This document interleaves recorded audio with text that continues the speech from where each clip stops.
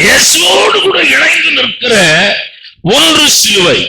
Praise the Lord. இந்த சிலுவை தான் அவருடைய சரீரத்தை தாங்கினது, அவருடைய கால்களை தாங்கினது, அவருடைய கைகளை தாங்கினது, அவரை கீழே விழாதபடிக்கு உதவியாயிருந்தது சிலுவை.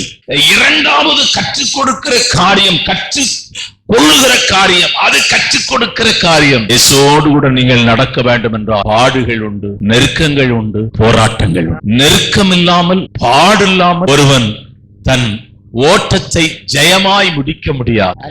மூன்றாவது, இந்த சிலுவை அண்டைக்கு உங்களை கொண்டு போக விரும்புகிறேன்.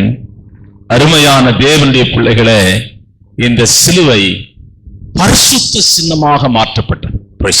இது சாபத்தின் சின்னம், இது வேதனையின் சின்னம், இது துக்கத்தின் சின்னம், இது மனிதனை கொல்லுகிற சின்னம், மனிதனுக்கு தண்டனை கொடுக்கிற சின்னம்.